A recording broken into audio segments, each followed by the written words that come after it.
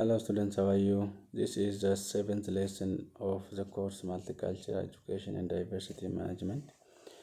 I hope you enjoyed the sixth lesson. And under this seventh lesson, we'll mainly discuss about approach to multicultural curriculum reform. So under this main heading, I will try to highlight three basic issues. The first one is the concept of mainstream curriculum. The second one is the concept of level of integrating multicultural content. And the third is about guidelines. There are some guidelines to teach multicultural content. So I will highlight those issues under this session. So to start from the concept of multicultural curriculum, no, mainstream curriculum. So mainstream curriculum is nothing but it is a curriculum organized around the perspectives, around the concepts, attitudes, and events of dominant groups. So mainstream curriculum is a curriculum which is organized around the perspective, the interest, the attitudes, the concept, and events of dominant group, those group who are on the power. So in such curriculum, in the mainstream curriculum, there is a possibility, there is a practice of ignoring or discriminating the ideas, the concepts, the perspective of others. So the main issue here is that mainstream curriculum have a negative effect on both dominant group students and discriminated group students. For example, if you say it is negative effect on the dominant group students, it gives them a kind of fake superiority, while they are not superior enough, why they are not able than the dominant group, the dominated groups. They consider themselves as able-bodied. They consider themselves as knowledgeable. They consider themselves as knowing everything, while in practice they can't do it. While in practice they can't be it. Therefore, it gives them a false identity. It gives them the chance to deceive themselves.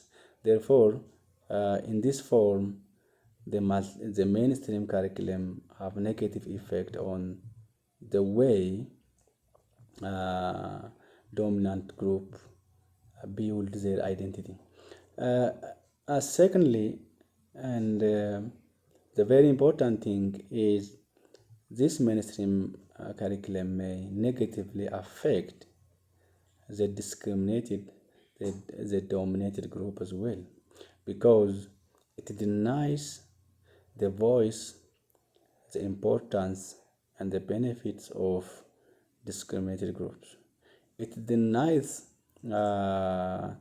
those dominated groups histories, events not to be included in it ignores to include the history and the concept, perspective, and ideas of discriminated groups in education system, where this discrimination can be in any forms of categorization that we have been discussed so far. So from the multicultural perspective, this mainstream curriculum should be challenged. The mainstream curriculum should be improved. Unless we improve the mainstream curriculum, it is really impossible to equally serve, to help people to equally benefit from the education system of that particular nation. Having said this about the concept, to come to the level of multicultural content integration, in order to integrate multicultural content in the policy in education system, it is important to pass through 4 levels. There are 4 levels. In fact, this level shows the priority, the extent to which we give emphasis for multiculturalism. So the first level is called contribution level. It is contribution approach. It is called the first level. The second level is additive approach, or you can say second level of integration. And third level is called transformative approach, it says, or you can say the third level of multicultural content integration. And the fourth one is called social action approach. This is the highest level of integrating multicultural content in education system. So to begin with, contribution approach, in fact, you can correlate these issues with level that feminist theory pass through to ignore or to incorporate their histories events into the education system and in social structure as a whole. Therefore, here in contribution approach, the content, if the contents, few contents is integrated into the mainstream curriculum without changing the forms, without changing the structure of the curriculum. If we integrate few contents into the existing mainstream curriculum, it is called contribution approach. At this level, only the contribution, very few contributions of the group, social group, can be integrated. The very serious problem with this level is that those groups who challenge the dominant group cannot be included. A group who, for example, I will give you one example from Ethiopia. For example, I remember in the current educational roadmap of Ethiopia, there was an attempt to reorganize the curriculum of history. So, if you remember, there was a disagreement between the scholars on the history of Ethiopia. So, this means that the way the history of Ethiopia was written before was a way in which promote the dominance, the idea of certain group. So when a group, some groups other than the previously dominant group raise the issue of integrating their own voice, their own ideas, their own history into the curriculum, there was a challenge. The challenge faced. Therefore, in the contribution approach, the basic problem is that only the voice, only the idea who can support, who agree with the dominant group can be included into the curriculum. So it is on the interest of the dominant group that your idea can be included into the curriculum in the additive approach. Second one, in contribution approach, I'm sorry. In second one is additive approach. So still, additive approach is a somewhat extension of contribution approach. In contribution approach, only few contribution of individuals, ethnic groups can be included into the curriculum, existing curriculum. Here in additive approach, some content, some concepts, some events of different groups, social groups, are added into the existing mainstream curriculum as well.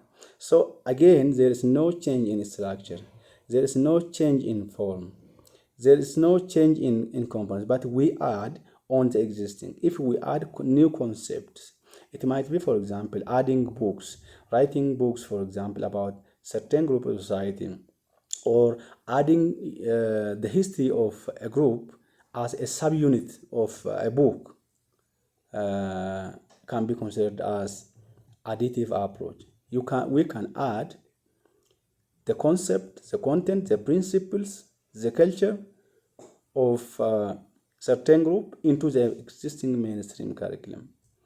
For example, if you take, for example, the issue of guidance system, for example, if we add the issue of guidance system as a sub-content of, for example, civic subject, as a sub-content of history subject, for example, it can be considered as additive. Without changing the existing curriculum, you can add some contents, concepts, paradigms, events of other particular groups into the already existing mainstream curriculum. So here the problem is one. The problem is things are the importance of the content, the importance of the idea is evaluated in the perspective of those dominant group again.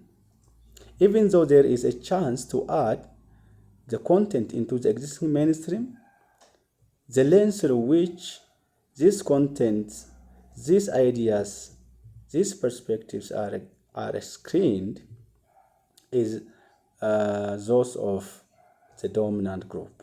Therefore, again, it is a problem to because when there is a single view to evaluate, to view things, will not really achieve the multicultural kind of understanding.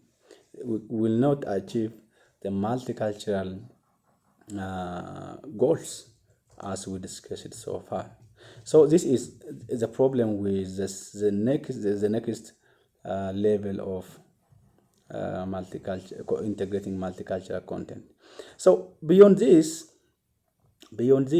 the third approach or the third level of integrating multicultural content is transformative. So at this level, if there is a change in a fundamental structure, fundamental principles, fundamental assumptions, nature, and the structure of the curriculum will be changed. So if that is the case, it helps the students, or there is an understanding to view concepts from multiple perspectives. So transformative approach, or the third level of integrating multicultural content, helps us to view, to screen the contents, to screen the concepts, the rules, the paradigms that we integrate into the curriculum from multiple perspectives. For example, if somebody wants to write about the history, Ethiopian history, for example, the course for history, the transformative approach urges that person to view, to involve the perspective of all ethnic groups in Ethiopia, rather than focusing on the perspective, the events, the ideas of certain groups.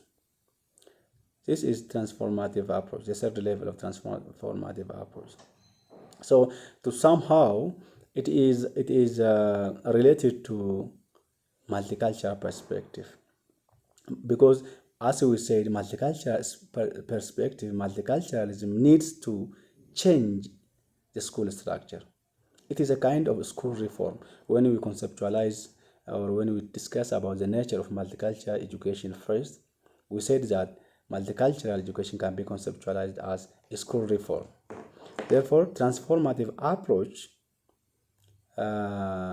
helps individuals to restructure the school, to reorganize the school system, the education system, so as to be responsive to the needs, interests, and paradigms of different groups in the society.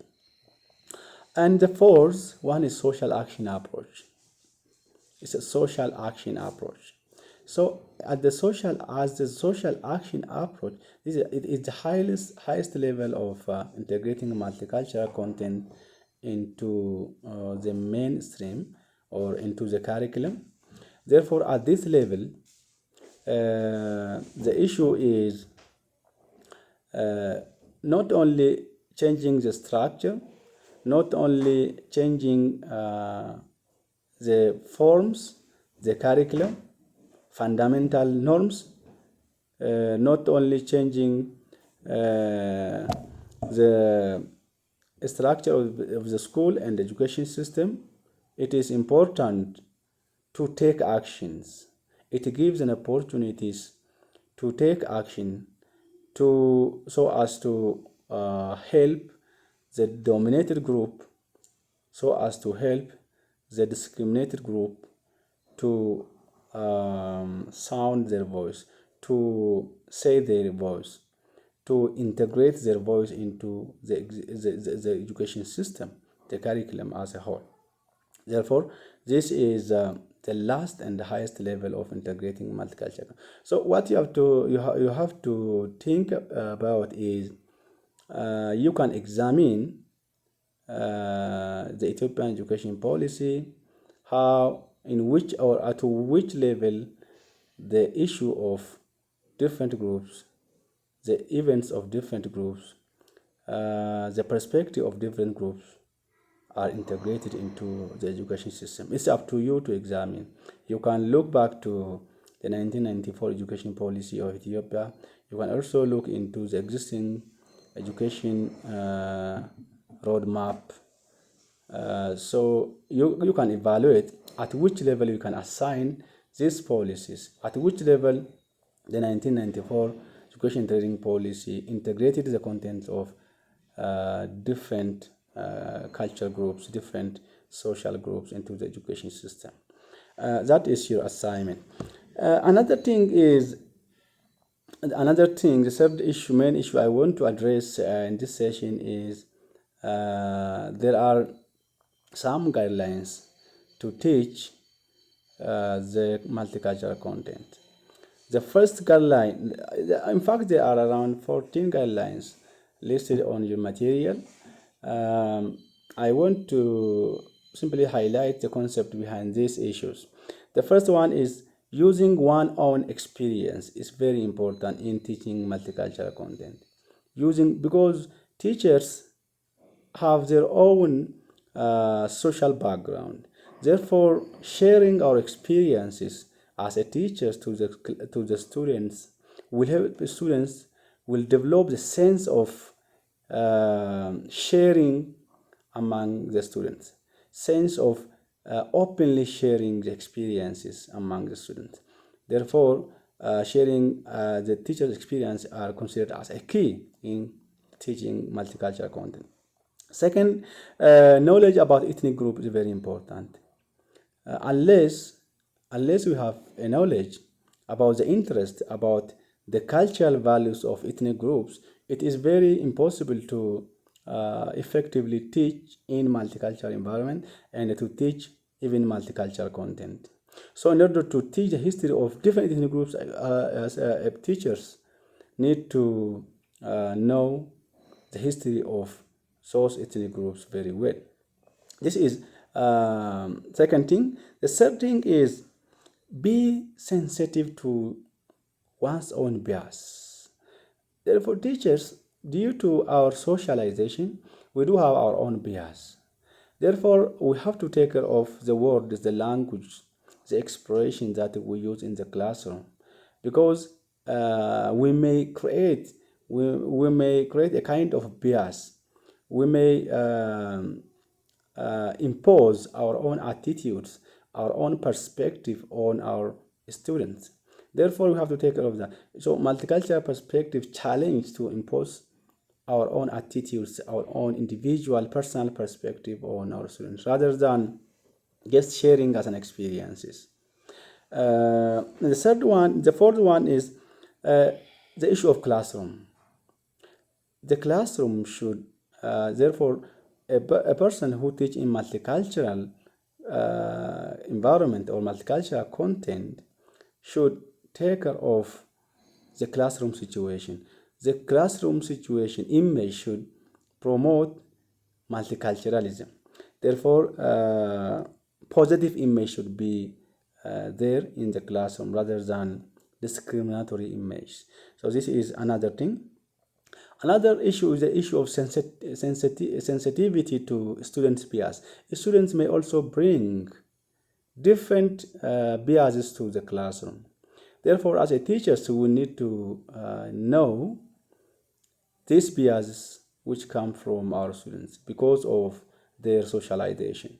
Unless we consider their biases, it is impossible to teach multicultural content. We have to use their biases, we have to correct their biases in our process of delivering the content.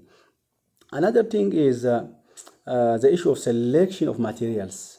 Selection of material is a very important issue to consider in teaching multicultural content. So the materials that we use in the classroom, whether it is teaching aid or whether it is another material that we use in the classroom, should not promote the interest of particular group by denying the importance of others, by discriminating others. Therefore, materials are very basic issues we have to consider in teaching multicultural content.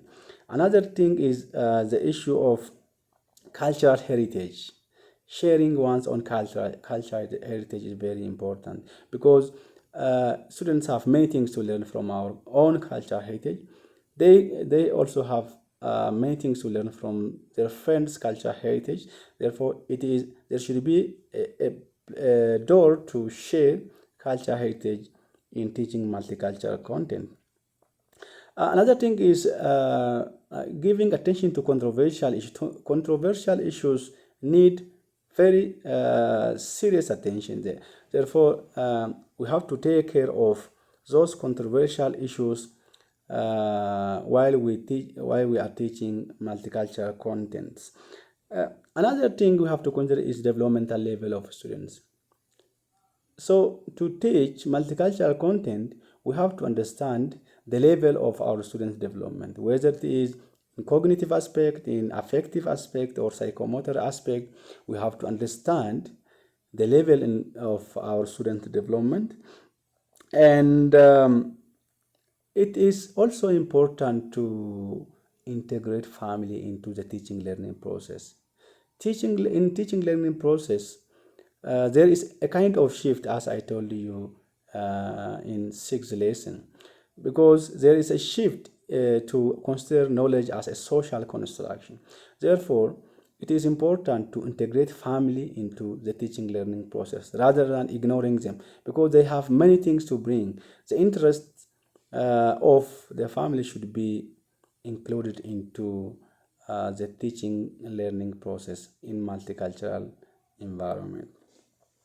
The final thing I want to raise is it is important to be sensitive to school environment. So to teach multicultural content, we need to focus, we need to prepare to have a multicultural school environment, the school environment which promotes multiculturalism. So these are some of the issues I want to address in this seventh lesson. Therefore, I hope you will enjoy the video and the lesson. Having said this, I would like to say bye bye and enjoy your reading.